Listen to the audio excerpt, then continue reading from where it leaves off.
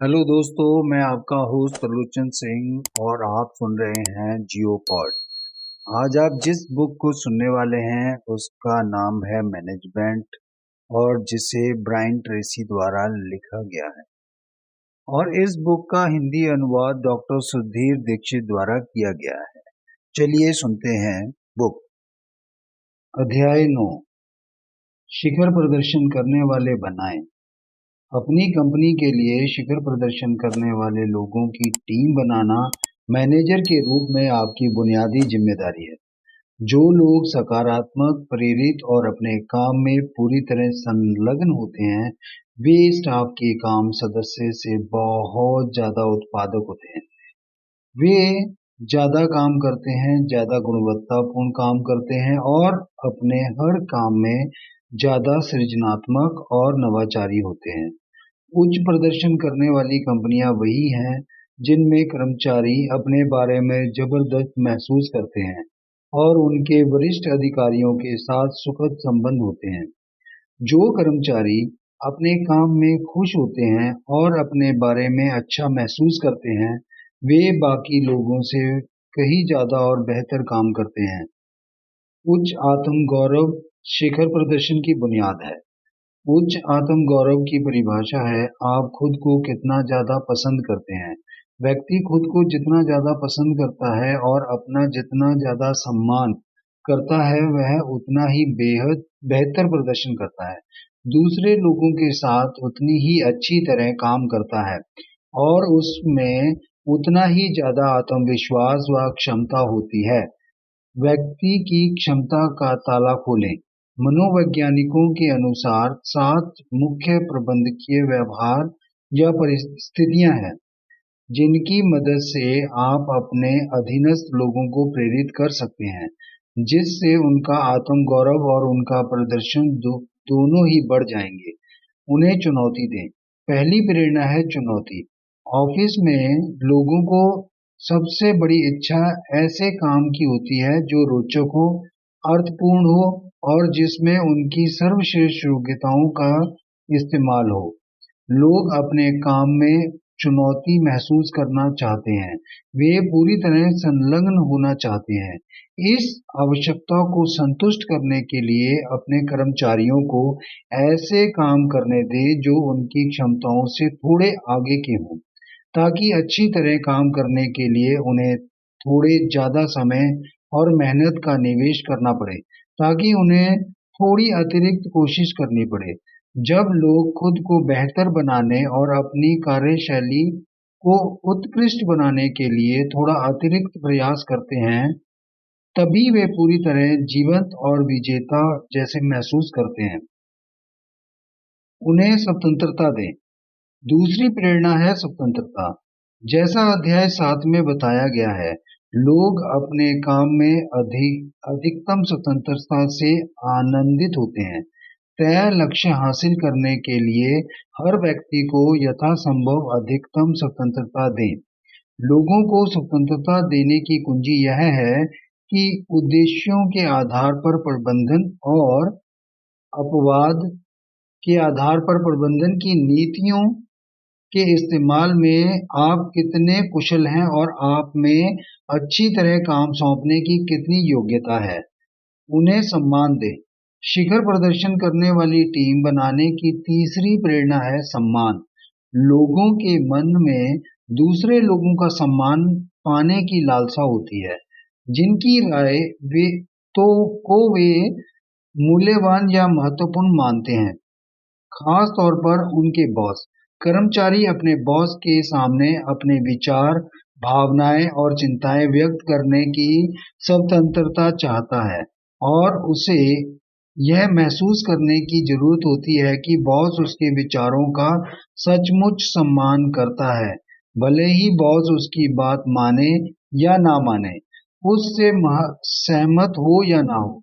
आपके कर्मचारी जितना ज्यादा महसूस करते हैं कि आप उनका सम्मान करते हैं, वे आपका भी उतना ही ज्यादा सम्मान करेंगे और आपके लिए बेहतरीन काम करना चाहेंगे। मित्रता घटक। कामकाजी संसार में चौथी प्रेरणा है सौहार्द। मित्रता घटक आज के कार्यस्थल के सबसे महत्वपूर्ण तथ्यों में से एक बन चुका है। लोग उन लोगों के लिए काम करना चाहते हैं जो इंसान के रूप में उनकी परवाह करते हैं। जब आप लोगों से राय या निर्णय मांगते हैं, तो आप सौहार्द व्यक्त कर रहे हैं। आप अपने स्टाफ के सदस्यों के प्रति सौहार्द जताते हैं। जब आप उनसे कामकाज के अलावा दूसरे मुद्दों पर प्रश्न पूछते हैं, जैसे खेल और शौक, आप उनसे उनके परिवार, उनके व्यक्तिगत जीवन तथा गतिविधियों और उनके बच्चों आदि के बारे में पूछ सकते हैं। जब भी आप इन विषयों में सच्ची रुचि व्यक्त करते हैं, तो आप यह भी व्यक्त करते हैं कि आप सामने वाले को सिर्फ अपनी कंपनी का कर्मचारी ही नहीं मानते, बल्कि इंसान के रूप में उसकी परवाह भी करते हैं। संपर्क में रहें। पांचवी प्रेरणा है नियंत्रण। किसी को कोई काम सौंपने और फिर उसके बारे में भूल जाने से उस व्यक्ति का मनोबल बहुत कम हो जाता है। दूसरी ओर, काम सौंपने के बाद नियमित समीक्षा करने से मनोबल बढ़ता है। आप किसी सौंपे गए काम के मामले में कर्मचारी के प्रदर्शन की जितनी ज्यादा जांच पड़ताल या समीक्षा करते हैं, उसे वह काम उतना ही ज्यादा महत्वपूर्ण लगता है और इसलिए वह खुद को भी महत्वपूर्ण समझता है। गैर आलोचनात्मक प्रदर्शन समीक्षाओं की कड़ियां तय करें। ऐसे प्रश्न पूछें, यह कैसा चल रहा है? पूछें कि क्या आप किसी तरह से मदद कर सकते हैं या उसे काम पूरा करने के लिए संसाधनों की जरूरत है। इस तरह कर्मचारी समझ जाएगा कि आप काम को महत्वपूर्ण मानते हैं और आप काम तथा उसे करने वाले व्यक्ति दोनों की परवाह करते हैं। उन्हें जीतने दें। छठी प्रेरणा है सफलता के अनुभव प्रदान करना। जब भी आप कोई काम सौंपते हैं जिसे आपके कर्मचारी अच्छी तरह कर सकते हैं, तो काम पूरा करने पर उन्हें सफलता का अनुभव होता है और वे विजेता जैसा महसूस करते हैं। जब कर्मचारी खुद को विजेता महसूस करते हैं, तो इससे उनका आत्मगौरव बढ़ता है, उनका सकल प्रदर्शन बेहतर बनता है और वे कंपनी के प्रति ज्यादा मूल्यवान योगदान देते हैं। सर्वश्रेष्ठ की अपेक्षा करें। सातवीं प्रेरणा है सकारात्मक अपेक्षाएं। यह दूसरों के आत्मगौरव और आत्मविश्वास को बढ़ाने वाले सबसे शक्तिशाली साधनों में से एक है।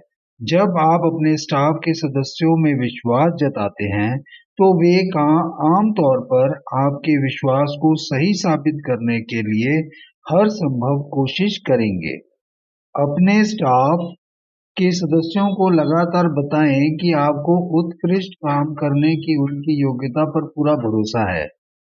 कुछ साल पहले मैं ऑटोमोबाइल आयात और वितरण का एक बड़ा व्यवसाय खड़ा कर रहा था।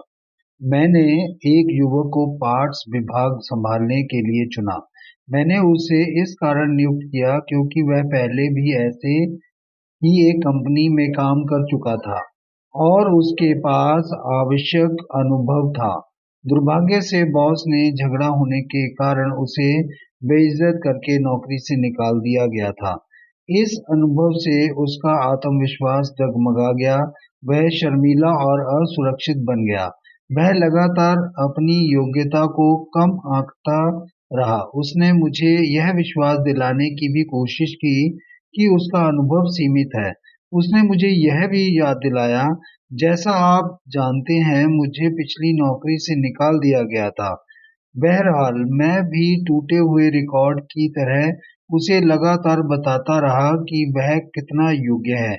मैंने उसे बार-बार बताया कि मुझे विश्वास है कि उसमें बेहद उत्कृष्ट पार्ट्स मैनेजर बनने की योग्यता है और मैंने उस कंपनी में जितनी भी लोगों को नियुक्त किया था, उनमें अंततः उसी का प्रदर्शन सबसे अच्छा रहा। स्पष्ट बता दें कि आपको अपने कर्मचारियों पर विश्वास है। उन्हें बता दें कि आपको उन पर भरोसा है। अगर आपको संशय हो, तब भी थोड़ा नाटक कर दें।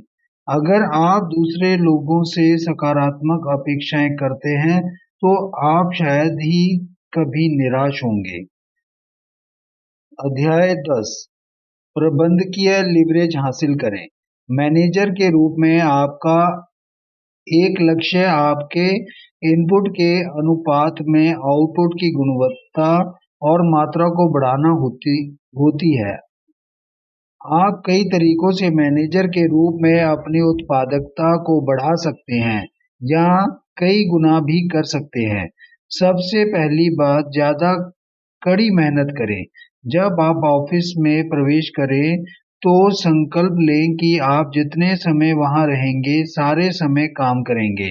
समय बर्बाद ना करें। सहकर्मियों से गपशप ना करें, कॉफी ना पिए, इंटरनेट पर सर्फिंग ना करें या अखबार ना पढ़ें। इसके बजाय सारे समय काम करें। दुर्भाग्यपूर्ण सत्य यह है कि ज्यादातर कर्मचारी आलसी होते हैं। यह कहने सुनने में अच्छा नहीं लगता, लेकिन हर कोई यह जानता है। ज्यादातर कर्मचारी अपने हर काम में न्यूनतम प्रतिरोध का मार्ग चुनते हैं और दिन भर में कम से कम काम करने की कोशिश करते हैं। वास्तव में तथाकथित कामकाजी समय का 50% हिस्सा सहकर्मियों से बातचीत करने, वेब पर सर्फिंग करने, अखबार पढ़ने, व्यक्तिगत काम करने, शॉपिंग करने और देर से आने और जल्दी जाने में बीत जाता है। ज्यादातर कर्मचारी आलसी होते हैं और बहुत उत्पादक नहीं होते हैं। आप जितने समय काम करें, सारे समय काम करने की आदत डाल लें। इसी आदत से आप अपने सहकर्मियों से अलग पहचान बना सकते हैं। ज्यादा कड़ी मेहनत करें और उससे भी थोड़ी ज्यादा कड़ी मेहनत करते रहें। अपनी कंपनी के सबसे मेहनती व्यक्ति की छवि बनाएं। कड़ी मेहनत करने वाले कर्मचारी की प्रतिष्ठा से आप अपने वरिष्ठ अधिकारियों की निगाह में आएंगे। यह छवि आपको जितने विश्वसनीय तरीके से तेज मार्ग पर पहुंचाएगी, उतना कोई दूसरी चीज नहीं पहुंचाएगी। गति पकड़ ले। दो ज्यादा तेज काम करें। गति पकड़ लें। अपने काम में तीव्रता की लय विकसित करें। ज्यादा जल्दी चलें, मानो आपको बहुत कम समय में बहुत कुछ करना हो। ज्यादा कड़ी मेहनत करना और ज्यादा तेजी से काम करना ऐसी आदतें हैं जो अभ्यास और दोहराव से डाली जा सकती हैं। व्यस्त हो जाएं, चलते चले, शुरू कर दें और चलते रहें। समय बर्बाद ना करें। ज्यादा लंबे घंटे काम करें। ज्यादा लंबे घंटे काम करना उत्पादकता को बढ़ाने का तीसरा तरीका है। आम आदमी हर सप्ताह 32 से 42 घंटे तक ऑफिस में रहता है। आमतौर पर इसमें से आधा समय गैर कामकाजी गतिविधियों में बर्बाद हो जाता है। ज्यादातर कर्मचारी खास उत्पादक नहीं होते। जब वे काम करते हैं तब भी वे आमतौर पर ऐसी गतिविधियों को चुनते हैं जो मजेदार और आसान हो, जबकि बड़े मूल्यवान और महत्वपूर्ण कामों से कतराते हैं। आप एक सरल फॉर्मूले से अपनी उत्पादकता रातों रात दोगुनी कर सकते हैं, जिसका इस्तेमाल किसी भी क्षेत्र के शीर्ष लोग करते हैं। थोड़ा जल्दी शुरू करें, थोड़ी ज्यादा कड़ी मेहनत करें और थोड़ी ज्यादा देर तक रुकें। अगर सामान्य कामकाजी घंटे 9 से 5 तक हैं, तो आपको 7:30 से 8 बजे शुरू करने की आदत डालनी चाहिए और शाम को 6 बजे तक काम करना चाहिए। लंच के दौरान भी काम करें। अपनी दिनचर्या को इस तरह दोबारा व्यवस्थित करने से आपको बहुत लाभ होगा। आपको अपने कामकाज के लिए 3 घंटे का उत्पादक समय ज्यादा मिल जाएगा और इससे आपकी उत्पादकता रातों रात दोगुनी हो जाएगी। प्राथमिकताएं तय करें। ज्यादा महत्वपूर्ण काम करें। शुरू करने से पहले सूची बना लें और सूची की प्राथमिकताएं तय करें। 80-20 के नियम को याद रखें, जिसके अनुसार आपके योगदान का 80% मूल्य आपके द्वारा की जाने वाली 20% चीजों से निहित होता है। यही नहीं, 3 के नियम पर भी गौर करें। जिसके अनुसार आपके योगदान का 90% मूल्य सिर्फ 3 कामों या गतिविधियों से उत्पन्न होता है। क्या आप जानते हैं कि वे काम या गतिविधियां कौन सी हैं? अगर आप दिन भर में सिर्फ 3 चीजें ही कर सकें तो वे कौन सी होंगी? आपके जवाब इस सवाल के भी जवाब होंगे। मुझे वेतन क्यों मिलता है? संकल्प के प्रति जिम्मेदार बने। यहाँ एक बेहतरीन सवाल दिया जा रहा है जो आपको हर कामकाजी दिन की शुरुआत में पूछना चाहिए। अगर मुझे 1 महीने के लिए शहर से बाहर जाना हो और उससे पहले मैं सिर्फ एक ही काम पूरा कर सकूं तो वह एक काम कौन सा होगा? आपका जवाब जो भी हो, सबसे पहले उसी काम पर शुरू हो जाएं। किसी भी दूसरी चीज को करने के चक्कर में ना पड़ें। अपने ईमेल चेक ना करें, कॉफी ना पिएं या अखबार की सुर्खियां ना पढ़ें। अपने मित्रों के साथ मेल जोल ना करें। बस सिर्फ चीजें झुका नीचे झुकाएं और अपना दिल अपने सबसे महत्वपूर्ण काम में झोंक दें। फिर वह काम तब तक करने का संकल्प लें जब तक कि वह 100% पूरा ना हो जाए। अगर आप हर दिन की शुरुआत में ही एक महत्वपूर्ण काम पूरा कर लेते हैं, तो इससे आपकी उत्पादकता चमत्कारी रूप से बढ़ जाएगी। इससे भी अच्छी बात यह है कि आप खुद के बारे में जबरदस्त महसूस करने लगते हैं। आप विजेता या सफल व्यक्ति जैसा महसूस करेंगे क्योंकि आप ऐसे ही हैं। टीम वर्क का दोहन करें। चंद लोगों की सुव्यवस्थित टीम अलग-अलग काम करने वाले ढेर सारे लोगों से कहीं ज्यादा काम कर सकती है। इसलिए कई लोगों के बीच काम बांट दें और फिर सौहार्द में मिलकर काम करें। जब भी संभव हो कामों को सौंपें, कम करें, आउटसोर्सेज करें और हटाएं ताकि आप सबसे कम समय में सबसे महत्वपूर्ण चीजें ज्यादा कर सकें। हर वह काम सौंप दें जिसे कोई दूसरा आपकी तुलना में कम से कम 70% अच्छी तरह कर सकता हो। अपनी सकल उत्पादकता बढ़ाने के लिए अपनी टीम के सदस्यों के साथ सौहार्द में काम करें। अपने कामों के समूह बनाएं।